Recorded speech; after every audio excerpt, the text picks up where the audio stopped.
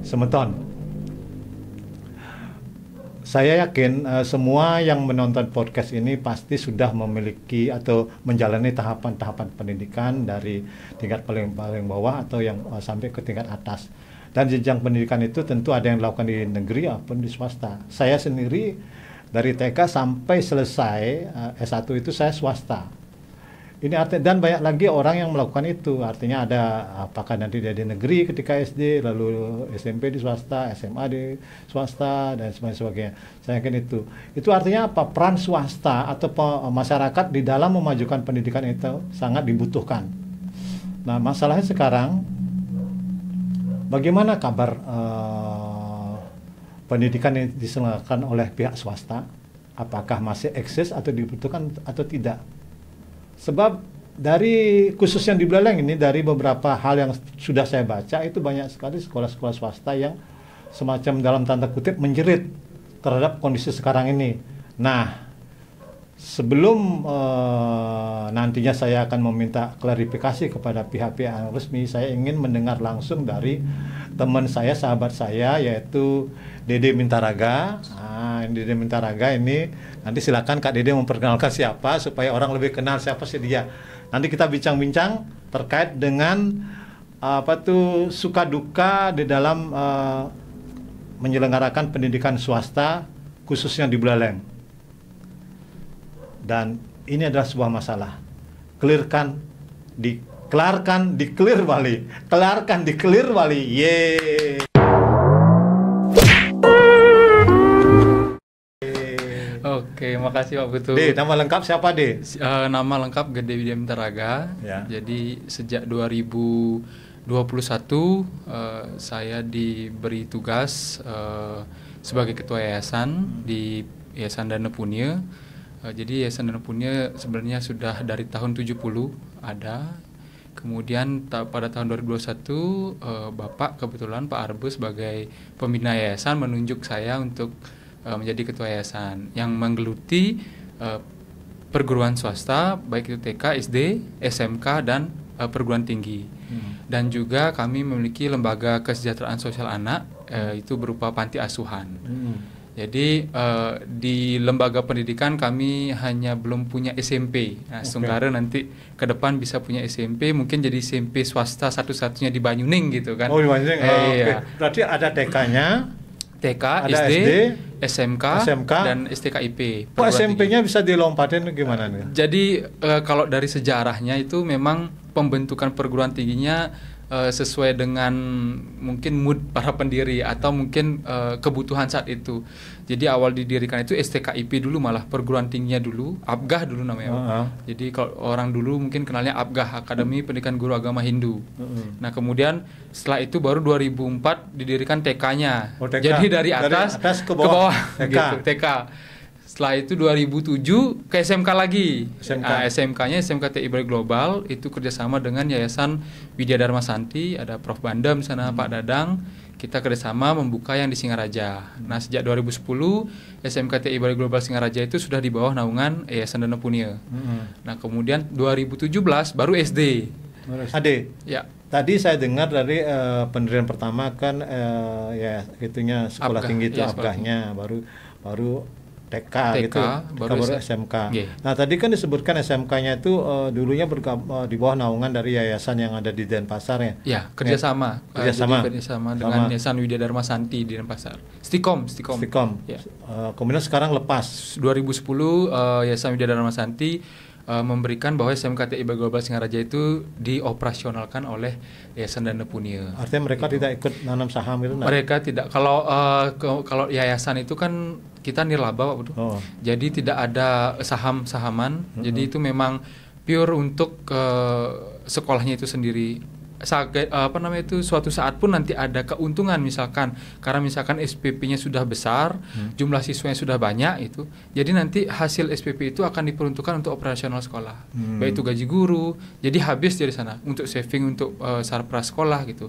Jadi tidak ada keuntungan yang dibagi-bagi sesuai dengan saham. Nggak ada. Jadi itu yayasan itu agak berbeda dengan perusahaan.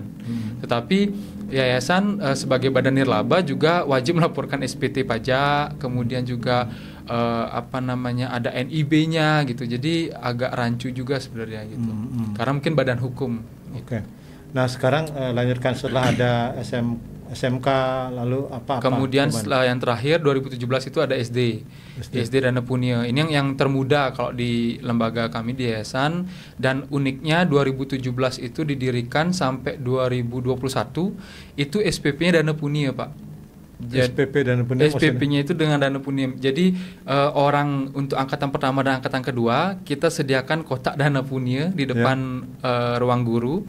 Jadi setiap akhir bulan nanti orang tua memasukkan seperti celengan.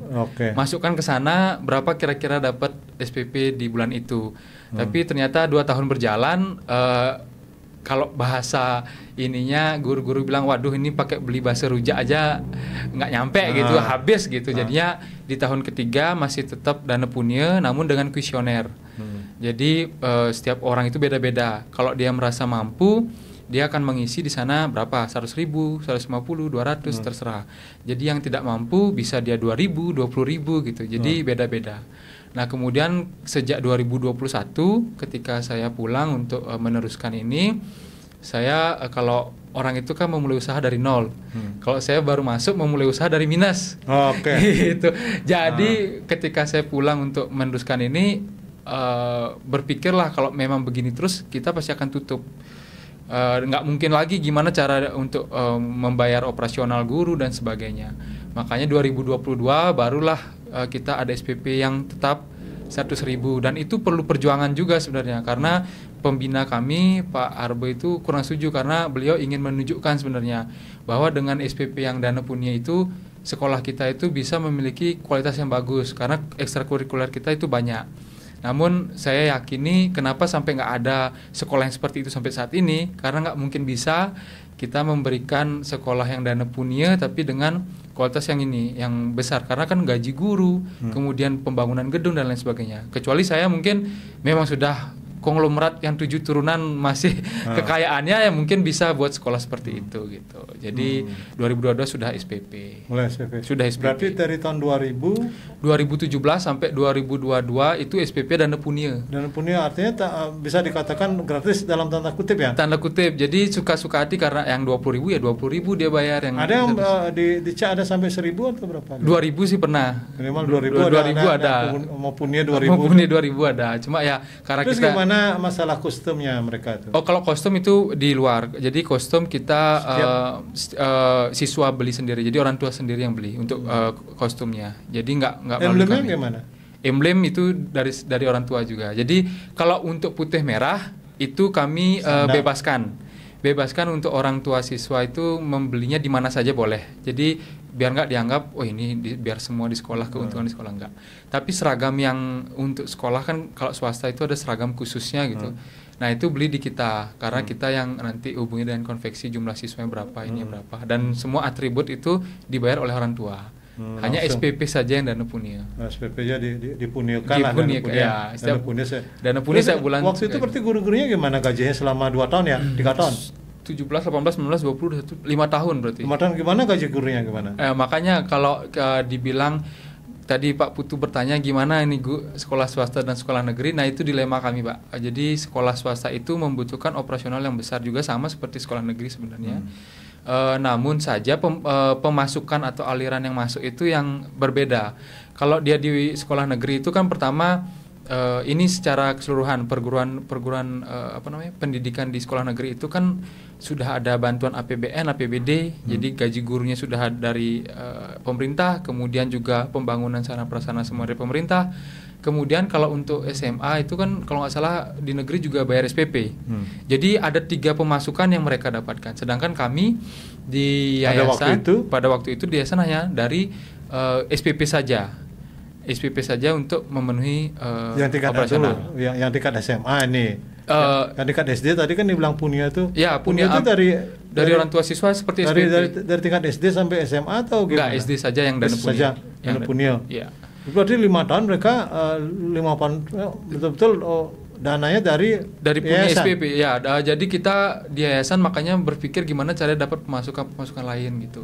Jadi diputar-putar gitu Pak. Jadi misalkan yang STKIP atau SMKTI-nya yang sedang banyak pemasukannya ya kita tutup subsidi. Kemudian kita juga ada usaha itu selip daging ya dari sana. Jadi kalau saya bilang di yayasan selip daging itu dapurnya yayasan saya bilang karena itu yang bisa menghasilkan pemasukan juga untuk membayar operasional ini semua baik itu guru, kemudian perbaikan gedung dan lain sebagainya. Makanya kalau di swasta mungkin harus pinter-pinter cari jalan lain karena kalau di daerah itu apalagi kayak kita Singaraja mungkin ini jadi secara demografi mungkin orangnya itu ingin yang murah, berkualitas.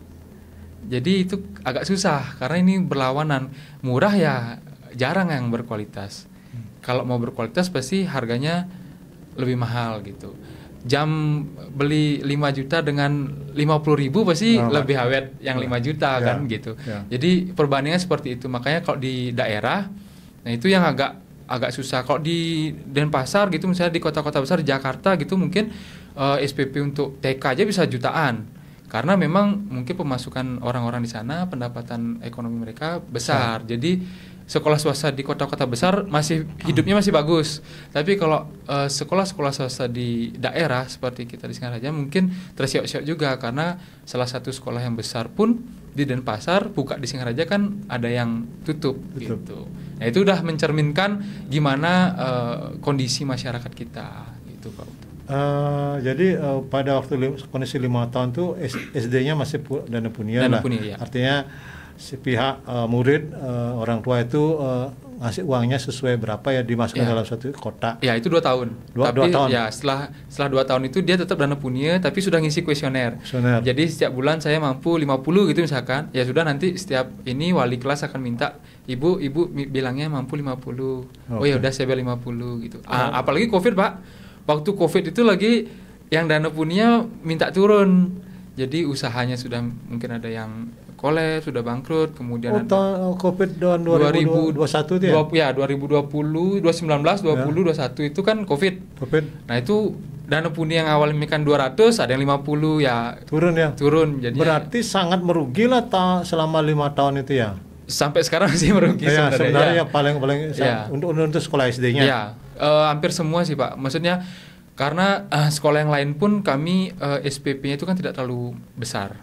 Jadi untuk TK juga 100.000, SD sekarang 100.000, SMK itu ada 2, yang akuntansi 100.000, kemudian yang komputer, TKJ, multimedia dan lain sebagainya itu 180, kemudian STKIP kampus juga 700. Nah, itu kita subsidi juga dari yayasan. Jadi hampir semua merata subsidi. Maksudnya ya kita cari dana dari luar untuk membantu pembiayaan pendidikan ini gitu. Kalau misalnya seperti itu gimana artinya semangat para guru itu mengajar tuh loh? Nah itu makanya sejak saya mengurusi bidang ini Pak, jadi sebenarnya latar belakang saya kan bukan dari bidang pendidikan. Ini saya kayak udah lahir, saya udah ditakdirkan untuk mengurusi ini. Jadi saya mau tidak mau belajar dari otodidak gitu. Jadi saya berpikir dari awal itu mengingatlah masa lalu saya SD juga di swasta, dulu di SD Mutiara. Nah itu banyak sekolah guru-guru yang PNS. Nah makanya ketika saya mengurus sekolah, saya berpikir lagi, kok nggak ada ya sekarang guru-guru PNS yang diperbantukan di sekolah swasta. Itu sejak tahun berapa itu? Kalau saya ada guru PNS. Pastinya saya nggak tahu, tapi kalau saya sebelumnya ada nggak? Kalau waktu saya kecil SD ada. Ada. Tapi ketika saya sudah mengurus yayasan ini 2021, itu sudah nggak ada lagi guru PNS. Yang tersisa adalah dosen-dosen kami masih ada yang PNS diperbantukan masih. Tapi setelah saya menjadi ketua yayasan sudah tidak ada lagi dosen guru PNS yang diperbantukan di perguruan swasta. Ditarik sama kopertisnya berarti ya itu. Kalau yang kopertis masih sampai pensiun. Sampai pensiun. Jadi masih sekarang sisa lagi 3. Setelah 3 ini pensiun sudah stop, sudah tidak ada lagi nanti dosen PNS. Karena apa? Memang sudah tidak ada aturan yang membolehkan yang mewajibkan PNS untuk di swasta.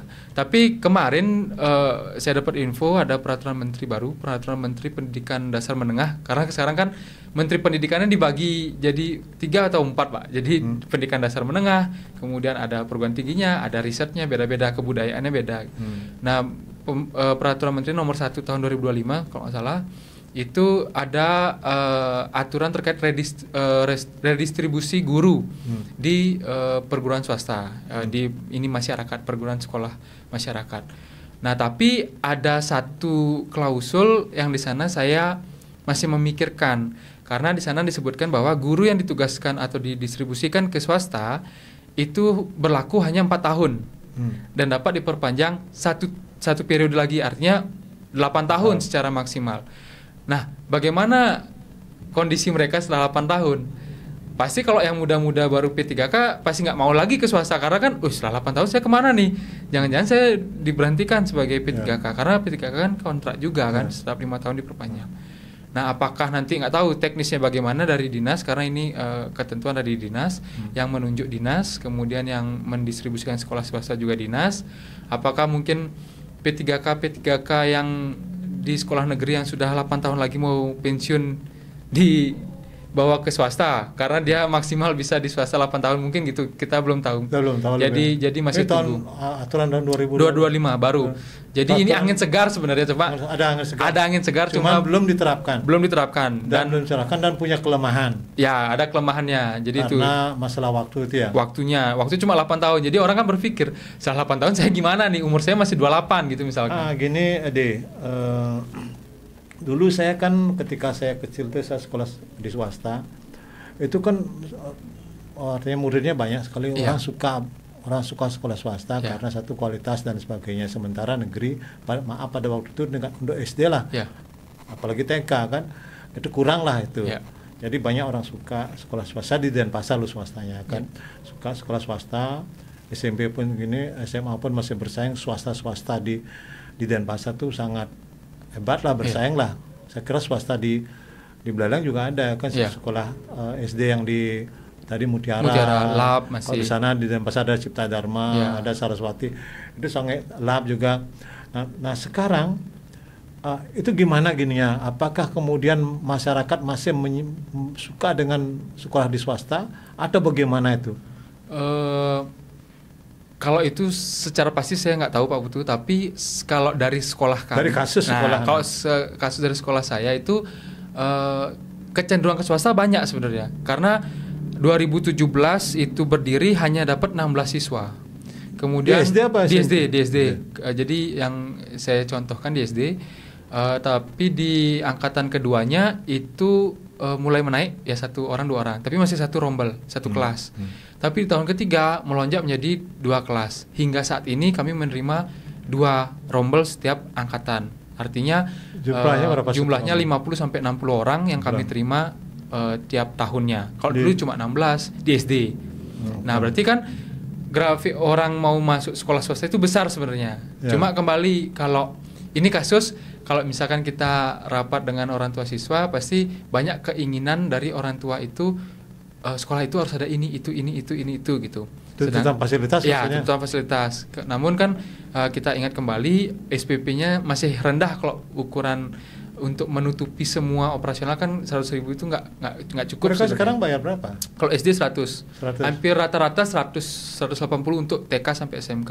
Sementara di negeri nggak bayar. Kalau di negeri, kalau yang SMA negeri atau SMK negeri itu setahu saya SD nggak. SD nggak kayaknya, ya nggak bayar. Mereka nggak bayar dapat fasilitas lengkap. Dapat fasilitas lengkap. Tapi itu kembali lagi, kalau di SD negeri pun sekarang orang rela kan sonasi Pak Putu sekarang. Nah, sonasi. Jadi orang rela yang rumahnya jauh itu mencari sekolah negeri yang di kota. Kota. Ya Pak Putu mungkin tahu lah sekolah negeri yang di kota yang banyak orang ingin cari dan orang yang datang itu dari jauh-jauh. Sebenarnya kalau dari sistem sonasi itu kan ada semacam manipulasi dalam tanda kutip ya. Ya, ada manipulasi mungkin. Saya nggak tahu juga kenapa bisa orang yang dari luar bisa sekolah masuk ke kota. Ya.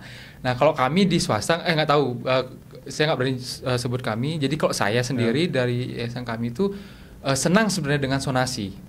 Kenapa? Jadi orang yang dari jauh misalkan yang tinggalnya di Anggap di Sukesada. Di Sukesada gitu misalkan. Nah di sana dia nganggap sekolah negerinya kurang bagus gitu misalkan. Jadi dia mau tidak mau kan masuknya ke sekolah swasta karena sekolah swasta itu tidak kena zonasi. Oke. Jadi itu menambah jumlah siswa kami sebenarnya. Nah kalau zonasinya seperti sekarang yang ada dari jauh bisa masuk, masih ada bolong-bolong, itu sudah merugikan kita gitu. Tapi sistem zonasi itu sangat bagus kalau menurut saya sendiri. Karena kalau dia tinggalnya di Sukesada mau masuk yang di SD negeri di kota nggak mungkin. Karena dia harus masuknya di SD negeri di Sukesada itu gitu. Ya kalau mau dia sekolahnya di kota ya harus cari sekolah swasta. Ya pilihannya ya sekolah-sekolah swasta di yang kota. Di kota itu. Jadi menambahlah jumlah murid di swasta di kota. Saya dengar juga gini, sekolah negeri itu sepertinya sampai sore-sore itu gimana tuh? Benar? Nah, iya. Nah, ini kebalikan tadi kalau saya cerita SD itu malah nambah, kebalikannya Pak Putu. SMA-nya malah berkurang merosot. Kenapa? Satu, pertama beberapa kali terjadi ketika kita sudah menerima siswa baru, kemudian sudah ospek atau sekarang namanya pengenalan siswa baru ya, apa namanya, saya MPLS kalau nggak salah. Itu kadang-kadang ditelepon lagi sama sekolah negeri gitu. Jadi mau sekolah di sini enggak gitu. Ini ada yang keluar. Berarti gitu. Ya, jadi masih bisa nih ada yang kosong gitu. Jadi saling rebutan murid ya. Rebutan murid. Jadi kita di swasta pun kena imbas juga kalau masih seperti ini terjadi gitu. Kalau dulu itu enggak ada karena mereka sudah dibatasi jumlah siswanya harus sekian. Mungkin seperti itu Pak Putu. Kalau dulu ya. Iya, kalau dulu mungkin. Tapi semenjak saya 2021 itu begitu kejadiannya. Suasananya begitu. Suasananya seperti itu. Jadi sudah ospek, orang sudah ospek, sudah ikut ospek hari pertama, tiba-tiba ospek hari kedua kok nggak ada. Setelah dikonfirmasi ternyata sudah masuk di sekolah negeri. Itu yang pertama. Kemudian yang kedua kan aturan sudah jelas ada rombel itu Pak Putu. Jadi tingkat SD, TK, SD, SMK, SMP, SMK sampai perguruan tinggi nggak, karena dia rasio dosen. Kalau sampai SMK itu kan sudah ada satu kelas berapa rombel gitu kan. Berapa orang yang ngisi dalam satu. Berapa maksimal? Kalau nggak salah di SD itu 28. Di TK seperti 15 kalau nggak salah. SMK 32 ya kalau nggak salah. Nanti mungkin bisa dicek lagi diulang. Jadi sudah ada kuota-kuotanya lah seperti itu di setiap satu kelas. Tapi kenyataannya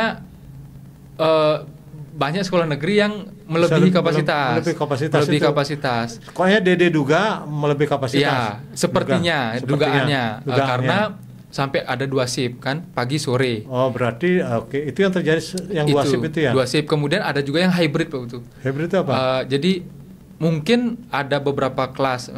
Jadi sekolah ini sebenarnya hanya bisa menampung 10 kelas gitu misalkan. Ternyata yang datang 12 kelas gitu atau 13 kelas, melebihilah 10 kelas itu. Jadi sisanya yang kelebihan itu dia bisa mungkin nanti daring, kemudian bergiliran dengan kelas yang lain. Daring itu? Iya, daring, jadi hybridnya. Nah ini nantinya kita klarifikasi gitu loh. Apa benar begini sistemnya? Lo bagaimana? Bagaimana nanti dengan demikian penerimaan kapasitas murid itu, apakah guru itu mempunyai kemampuan untuk itu? Begitu, lalu kualitas pendidikannya bagaimana? Kan itu kita pertanyakan juga. Karena apa?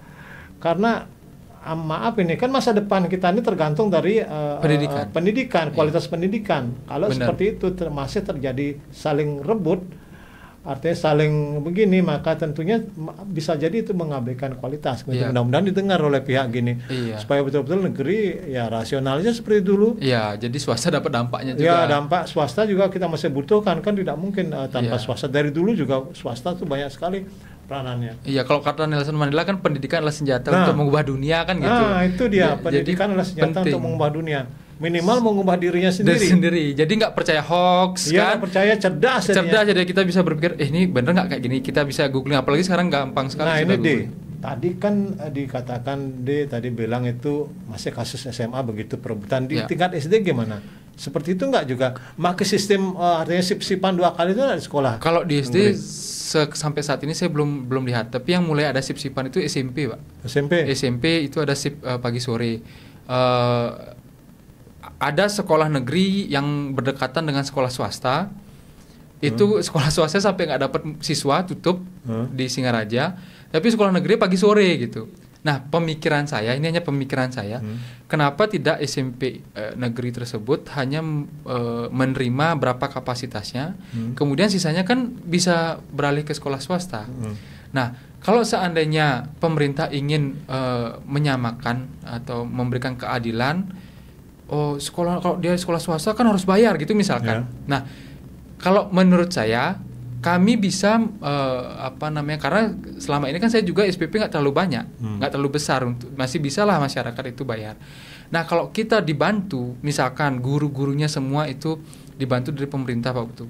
Jadi kami ada bebannya berkurang. Kemudian dana bosnya itu kan ada bos daerah juga kan kalau di negeri itu mungkin bisa kita dapat juga gitu misalkan. Daripada membangun sekolah baru, sekarang kan pasti nanti wah, ini sekolah di Singaraja sudah tidak nampung karena sekolah negeri sudah shift pagi sore gitu.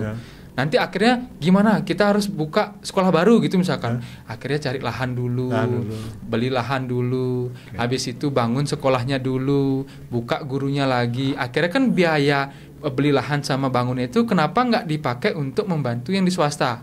Swasta sudah punya lahan, sudah punya bangunan. Nah, kalau gedungnya misalkan sudah punya sejarahnya. Kemudian kalau gedungnya seandainya ada rusak, paling itu kan renovasi bisa lebih mengurangi efisiensi lah anggaran.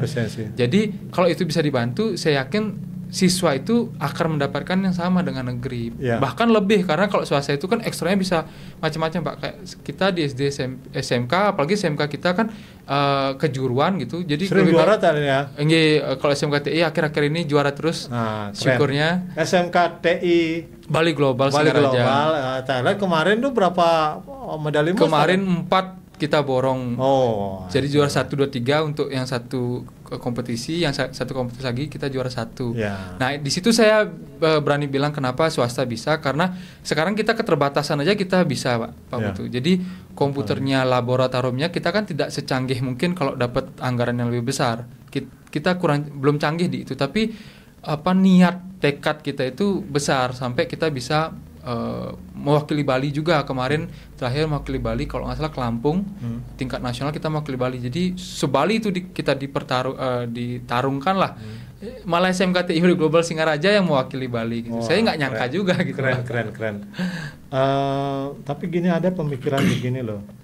Ada hak masyarakat Indonesia itu untuk mendapatkan pendidikan gratis, itu semua hak, kan semua berhak. Walaupun dia sekolah di negeri atau di sekolah swasta. Karena itu, dan itu menjadi kehadiran pemerintah adalah untuk memberikan mereka sekolah pendidikan yang gratis, apakah di negeri apakah di swasta.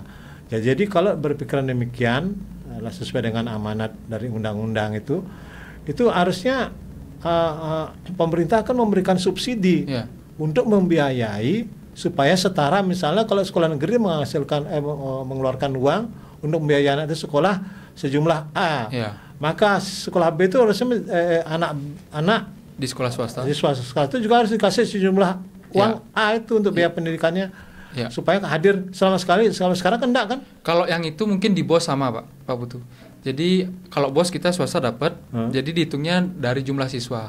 Jadi per siswa itu seperti tadi Pak Putu sampaikan. Jadi kalau SD itu kalau nggak salah 900.000 dianggarkan untuk satu orang.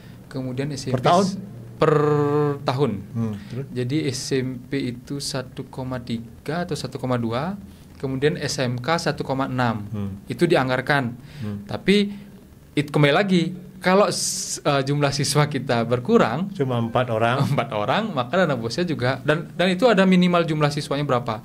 Jadi kalau kita sedikit jumlah siswanya, kan dana bos yang kita dapatkan juga sedikit. Tidak bisa kita pakai. Makanya banyak problem sebenarnya dengan sip-sipan, dengan kemudian orang sudah masuk di swasta tarik lagi. Sementara kalau di negeri itu bukannya dana bos ya dapat dari pemerintah. Kalau di negeri kan dia dana bos dapat, kemudian ada bos daerah juga, kemudian ada APBD untuk gurunya, APBD APBN, kemudian ada sarprasnya beda. Kalau kita bos itu kan nggak boleh untuk pembangunan gedung, nggak boleh Pak Putu. Jadi dia hanya boleh untuk pembelian misalkan buku, kemudian beli lemari, meja seperti itu, kemudian renovasi boleh, tapi renovasinya tingkat kecil atau sedang. Jadi renovasi berat ambruk gitu misalkan semua atapnya gitu. Nah itu nggak bisa kita pakai dana BOS gitu. Nah seperti sekarang kan ini Kalau ngecat aja bisa. nggak ngecat gitu boleh gitu. Yang remeh temeh boleh gitu. Jadi kalau yang besar nggak boleh. Makanya apalagi hujan-hujan seperti sekarang akhirnya semua kelihatan ini busuk-busuk bangunan kita itu. Karena dari tahun 70-an kan 80-an mungkin terakhir direnovasi itu sekarang udah kelihatan ada yang bocor, ada yang ini. Nah itu kalau kita mau servis nggak bisa pakai dana BOS, harus dari yayasan. Atau kalau mau yayasan mengajukan proposal jadinya Pak Utu. Jadi mengajukan proposal, ya proposal kemana? Ya pasti tentu ke pemerintah. Nah kalau pemerintah itu biasanya mengutamakan dulu yang negeri. Jadi kalau negerinya sudah dapat, baru swasta bisa dapat gitu. Jadi ini sepertinya ini kan keputusan dari pemerintah di pusat berarti ya? Mungkin dari menterinya ya. Kalau kalau mungkin ini nyambung Pak Utu. Jadi dari pusat ke daerah gitu. Dari pusat dulu gini ya kebijakannya. Kebijakannya kan anggaran pendidikannya saya dengar ada masalah lagi dipakai untuk sekarang aja anggaran pendidikan dipakai untuk satu sekolah misalnya sekolah kedinasan dipakai apa lagi itu sehingga sebenarnya sedikit turun ke bawah lagi. Sekarang kan di pusat kemarin viral dana pendidikan dan kesehatan nggak prioritas utama, prioritas kedua. Oh, makanya saya pikir harusnya kalau menurut saya pendidikan itu menjadi prioritas utama karena kita rugi membuat fisik yang begitu hebat tapi kita tidak punya ilmunya. Misalkan kita ini misalkan beli ini mic. Kalau kita nggak belajar tentang ini kengkenan cara nih pakai kan gitu Pak Putu. Jadi harusnya kita pendidikannya dulu tahu kan gitu. Jadi belajarnya dulu bagaimana. Ini hoax apa gimana? Kalau kemarin sih yang viral begitu ada tabel itu, tabel. Nanti mungkin saya bisa kasih Pak Putu ini ya. Nah, ini kalau ini nanti saya tanya juga kepada Bapak dari lembaga ya dari pemerintah ya. Apa benar begitu kebijakan dari pusat? Lalu adakah jalan-jalan keluarnya? Ini kan sepertinya membunuh partisipasi swasta pun masyarakat untuk dalam pendidikan kan itu kalau dibunuh kan menangani langsung sekolah di Danupunia itu sejak tahun berapa tadi? 2021. 2021. Baru 4 tahun. Nah, ketika 2021 itu sudah merasakan enggak semacam ada ketimpangan penganakdirian atau kastanisasi seperti ini tentang sekolah itu? Ya kalau perlakuan yang anak tiri ini seperti ini. Ya kalau secara fair, secara dana BOS ya kita sama Pak Utu. Tapi ya itu kembali lagi kalau mungkin di kota besar itu mereka aman-aman saja, fine-fine saja sekolah swasta karena dia mau tarik SPP 500 pun masih ada orang yang mau. Tapi kalau kita di daerah itu mau tarik SPP yang besar susah. Ya kira kita menekan dengan harga yang ya sekiranya itu mampu di masyarakat, akhirnya kan pemasukan kita jauh berkurang. Akhirnya berimbasnya kemana nanti akan kesejahteraan guru. Sedangkan secara undang-undang ya guru itu harus mendapatkan kesejahteraan yang layak gitu. Nah jangan ya mungkin bisa Pak Putu lihat sekarang jangan pun dari swasta, di negeri pun sekarang mungkin lagi kesusahan. Buktinya kemarin dosen ada yang demo juga gitu. Nah ini nggak ngerti gimana apakah bisa dicarikan jalan tengah. Mungkin yang Permendikdasmen yang baru tahun 1 2025 ini menjadi angin segar karena guru ASN itu bisa di swasta. Itu sebenarnya angin segar bagi kami di ASN. Baru sedikit anginnya sepoi-sepoi lah. Walaupun belum diterapkan. Walaupun belum. Akhirnya ada nih mungkin akan ada nanti guru P3K yang datang ke kita karena selama ini guru kita yang pergi Pak Putu. Jadi fresh graduate kita angkat jadi guru tetap yayasan, kemudian dia bisa ikut tes P3K atau PNS. Setelah sudah ini diambillah oleh negeri. Jadi negeri kan bisa sudah paten ini barang itulah. Sudah good ini gitu. Jadi diambil. Ada yang sudah sempat jadi P3K. Banyak Pak. Kalau di sekolah kita banyak yang P3K, PNS. Kemudian ditarik, jadi masuknya ke sekolah negeri. Nah makanya saya belum tahu apakah yang dimaksud nanti distribusi. Itu sejak tahun berapa itu sudah ditarik? Setelah saya ini masih ada 2021 saya jadi ketua yayasan banyak sekali. Pindah-pindah itu. Masuk negeri, jadi saya keterima P3K, saya keterima PNS, ada yang keterima PNS di negara bahkan. Ada yang keterima P3K di lingkungan Kabupaten Buleleng gitu. Jadi padahal digodoknya ya anggapannya kan kita dia yang nol banget kita masukkan kita jadikan guru di kita. Kemudian nah alangkah baiknya mungkin kalau dia diangkat P3K ya udah tetap di sana gitu, misalkan di sekolah asal gitu. Jadinya kan itu kita ada tambahan nih untuk kesejahteraan guru dari pemerintah, dari anggaran pemerintah itu kan gurunya seneng ngajar kan gitu, karena dia saya nih sudah sejahtera lah, mungkin dia mendapatkan gaji yang UMK, kemudian ada dapat sertifikasi kalau dia melakukan itu. Jadi dia mau datang ke sekolah ngajar itu dengan riang gembira, akhirnya penyampaian ke murid itu pasti akan berpengaruh gitu menurut saya. Makanya kalau guru Asungkara ini terjadi dan terlaksana dengan baik, Asungkara ini angin baik untuk sekolah swasta. Kemudian juga pembenahan terkait penerimaan siswa baru tadi. Jadi pola penerimaannya jangan lagi berlebihan. Jangan berlebihan. Kemudian sonasinya ya kalau memang sonasi boleh Pak Putu lihat sekarang. Kalau dulu mungkin yang Pak Putu kenal sekolah SMP negeri atau SMA negeri yang berprestasi pasti yang angkanya kecil. Kalau sekarang udah merata. Contoh SMP kemarin SMP 4 yang di Sambangan banyak sekali prestasinya sekarang. SMP 6 juga sudah banyak sekali prestasi. Kalau dulu kan kita pasti mendengarnya SMP 1, SMA 1 gitu. Nah, kalau dengan sonasi sekarang, ini malah merata dan di situ membuktikan guru itu yang di mana yang berprestasi kan. Jadi kalau dulu mungkin karena sekolahnya ada satu yang unggulan, semua yang unggul-unggul semua di sana ngumpul. Karena siswanya sudah unggul kan, guru mau ngomong A sekali aja sudah ngerti muridnya karena muridnya sudah unggul. Tapi kalau dengan sonasi ini pemerataan, semua ada yang pintar, ada yang sedang, ada yang kurang pintar. Jadi guru kelihatan di sana, ini gurunya berkualitas nih, bisa membuat orang ini pintar. Atau kebalikannya, ternyata yang pintar-pintar dari daerah sana sebenarnya gitu. Jadi sonasi itu kalau menurut saya pribadi itu sangat bagus. Pertama itu, jadi tapi harus ketat. Harus ketat. Jadi pemerataan kelihatan sekolah yang bagus yang mana saja. Kemudian yang kedua, yang dia nggak mau sekolah di tempatnya, dia bisa sekolah swasta. Kemudian permasalahan yang kedua itu rombelnya. Kalau udah rombel cukup 300 gitu ya sudah 300. Selebihnya biarkan dia mencari swasta. Kemudian jangan buka shift pagi sore. Kalau pagi sore kan dia belajarnya jadinya singkat Pak Putu. Apakah mungkin secara gurunya kuat? Gurunya kuat, kemudian juga muridnya dapat ilmunya bagus, karena dia cuma 4 jam atau 5 jam di sekolah. Harusnya misalkan 8 jam gitu, misalkan kan dari jam 8 sampai jam 12 shift pertama, kemudian setelahnya shift kedua, kan sampai sore. Ini saya baru dengar ini ada artinya guru mengajar lewat daring itu loh. Kalau zaman Covid masuk akal. Sekarang kan sudah enggak Covid lagi. Saya mengajar daring itu, satu mengeluarkan uang untuk biaya internet kan, yang kedua waktu belum tentu dia, dan belum tentu tatap muka itu mungkin untuk tingkat yang fakultas tuh kalau fakultas lain lagi sudah dewasa, tapi kalau masih SD atau SMP atau SMA mungkin kurang itu kalau daring. SD SMP sih nggak dengar saya. Ini di tingkatan SMA SMK ada daring-daringnya itu. Makanya kan kalau yang daring misalkan memang dia 10 kelas, ya sisanya biarkan saja cari sekolah swasta kan gitu. Bisa sekalian daring 100 orang tuh bisa. Bisa kalau dia Zoom-nya premium. Kalau dia premium kan bisa. Dan waktunya kan nggak terbatas. Waduh.